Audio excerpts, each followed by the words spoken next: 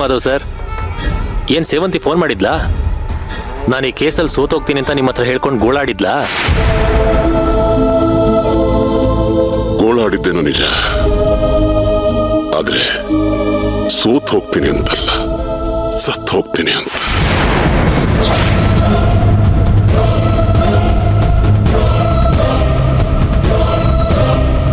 ನೋಡು ಅರ್ಜುನ್, ಅಪ್ಪಿ ತಪ್ಪಿ ಕೂಡ ಈ ಕೇಸನ್ನ ಗೆಲ್ಬೇಡ.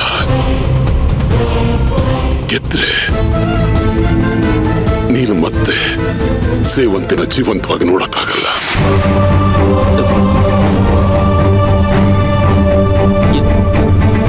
ಏನ್ ಹೇಳ್ತಿದ್ರ ಮಾಧವ್ ಸರ್?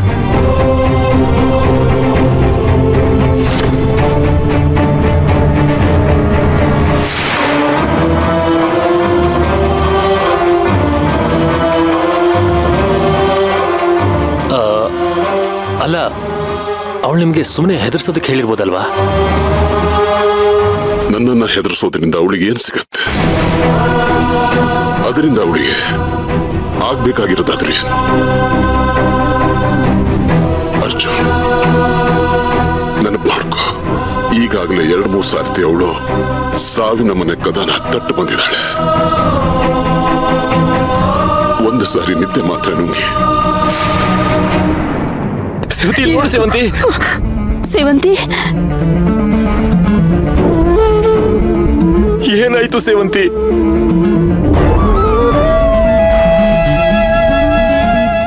ಮತ್ತೆ ಅವಳ ಜೀವದ ಜೊತೆ ಆಟ ಆಡಕ್ ಹೋಗಬೇಡ. ಅವಳಿಷ್ಟದ ಪ್ರಕಾರ ಅವಳಿಗೆ ಏನ್ ಬೇಕೋ ಅದನ್ನ ಕೊಟ್ಟು ಬಿಡು. ನಿನ್ನ ಜೊತೆ ಬದುಕದೇ ಇದ್ರು ಹೇಗೋ ಏನೋ ಎಲ್ಲೋ ಬದುಕಿರ್ತಾಳೆ. ಅರ್ಜುನ್, ಈ ಜೀವನದಲ್ಲಿ ಅವಳಿಗೆ ಋಣ ಇರೋದಿಷ್ಟೇ ಅನ್ಸುತ್ತೆ. ಸೇವಂತಿ ಒಳಗೊಳಗೆ ಕೊರಗ್ತಿದ್ದಾಳೆ. ಅದರಿಂದ ಹೊರಗೆ ಬರೋಕ್ಕಾಗದೆ ಒದ್ದಾಡ್ತಿದ್ದಾಳೆ. ಇಲ್ಲ ಅಂದ್ರೆ ಸೇವಂತಿ ಇಷ್ಟೊಂದು ಆಟ ಮಾಡುವಂತವಳಲ್ಲ. ಅರ್ಜುನ್, ಅವಳನ್ನ ಒಂದು ಚಿಕ್ಕ ಮಗು ತರ ನೋಡ್ಕೋ.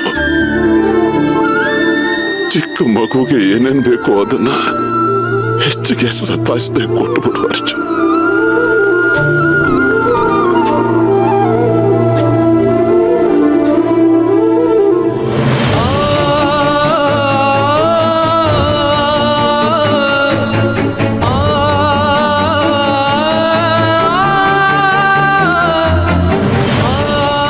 ಏನಾಯ್ತು ಸೇವಂತಿ?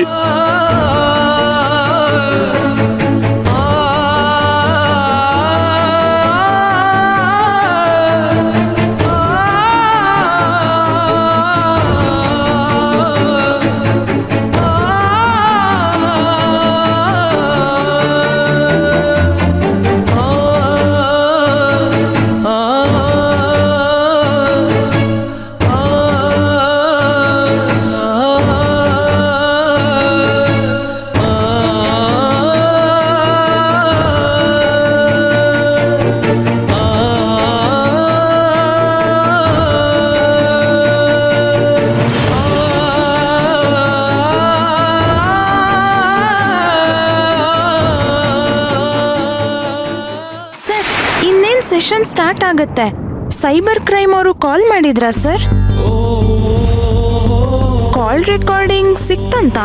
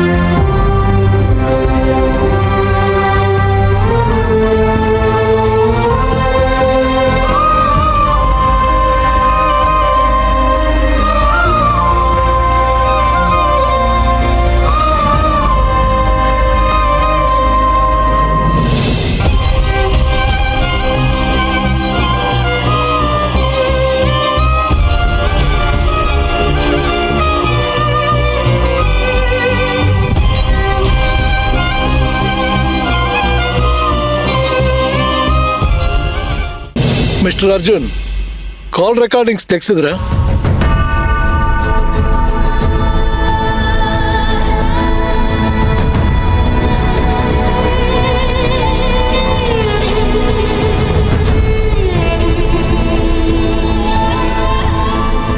ಇಲ್ಲ ಯುವರ್ ಆನರ್.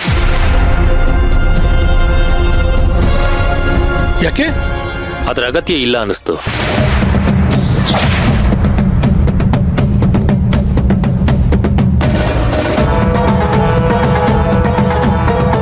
ಅಗತ್ಯ ಇಲ್ಲ ಅಂದ್ರೆ ಏನ್ರಿ ಅರ್ಥ?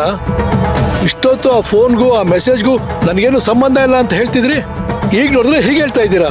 What is this?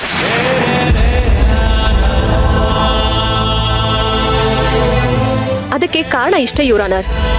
ಫೋನಲ್ಲಿ ಮಾತಾಡ್ಕೊಂಡಿದ್ದು ಇವರಿಬ್ರೆ. ಪ್ರೀತಿ ಹೆಚ್ಚಾಗಿ ಏನೇನೋ ಮಾತಾಡ್ಕೊಂಡಿರ್ತಾರೆ. ಅದನ್ನೆಲ್ಲ ನಮ್ ಕಿವಿಗೆ ಯಾಕೆ ಹಾಕ್ಬೇಕು ಅನ್ನೋ ಪಾಪ ಪ್ರಜ್ಞೆ ಕಾಡಿರತ್ತೆ. 4 ಗೋಡೆ ಮಧ್ಯೆ ನಡೆದಿರೋ ಮಾತುಕತೆ ಹೊರಗಡೆ ಬಂದ್ರೆ ಎಲ್ಲಿ 4 ಜನರ ಬಾಯಿಗೆ ಆಹಾರ ಆಗ್ತೀವೋ ಅಂತ ಹೆದರ್ಕೊಂಡು ಇವ್ರಿ ನಿರ್ಧಾರಕ್ಕೆ ಬಂದಿದ್ದಾರೆ ಯುವರ್ ಆನರ್.